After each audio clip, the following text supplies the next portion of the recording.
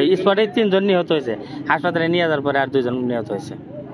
এইখানে সমস্যা হইতেছে, এই রাস্তাটা হইতেছে সিরাজগঞ্জ শহরের মেন রোড। তো এই রাস্তাটাতে চণ্ডীদাসগাতি থেকে নলকা পর্যন্ত আপনার এই 200 ফিট 150 ফিট এরকম করে রাস্তা অর্ধেক কাজ করছে, অর্ধেক কাজ রেখে দিছে, মানে ভিট করে রেখে দিছে।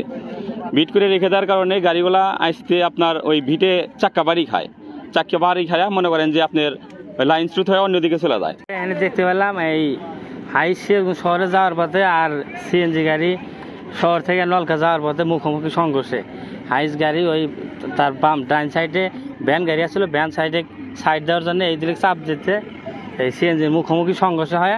এই স্পটে 3 জন নিহত হয়েছে, হাসপাতালে নিয়ে যাওয়ার পরে আর 2 জন নিহত হয়েছে। তো এইভাবে যদি রাস্তায় আপনার এরকম করে রাখে, ভিট করে রাখে, চলার ব্যবস্থা না থাকে, তাহলে তো সমস্যা। এই ভিটের কারণে জায়গা মনে করেন যে অ্যাক্সিডেন্ট হয়, আবার এই ভিটের কারণে আপনার চাক্কা বাড়ি লেগে গাড়ি অন্য দিক চলে যায়। তো আমাদের কর্তৃপক্ষের কাছে দাবি অনুরোধ যে আমাদের এই রাস্তাগুলো ঠিক করে দেওয়ার জন্য। এর আগেও 4-5টা অ্যাক্সিডেন্ট করছে, আজকে একটা দুর্ঘটনা। তো এই রাস্তাটা হচ্ছে হলো মেন কাহিনী এই ভিটের কারণে, মানে নলকা থেকে আপনার হলো চণ্ডীদাসঘাটি পর্যন্ত এভাবে রাস্তা মানে ডিস্টার্ব করে থেকে গেছে। তখন এই মূলত ঘটনা হইলো এই রাস্তার কারণে আমাদের অ্যাক্সিডেন্টটা হইতেছে।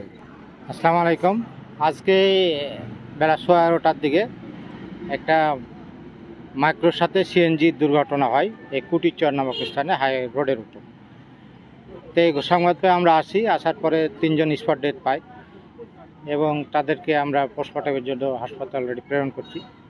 2 জন হাসপাতালে ইনজুর্ড অবস্থায় গেছে, আমরা শুনতেছি সেখানে একজন মারা গেছে। তবে সেখানে পুলিশ পাঠাইছি, আবার ফোর্সও গেছে সেখানে, সংবাদ পেলে আমরা বলতে পারবো। আমরা এই যে মাইক্রো এবং যে সিএনজি সেটাও জব্দ করছি, এবারে আমরা প্রয়োজনীয় আইনগত ব্যবস্থা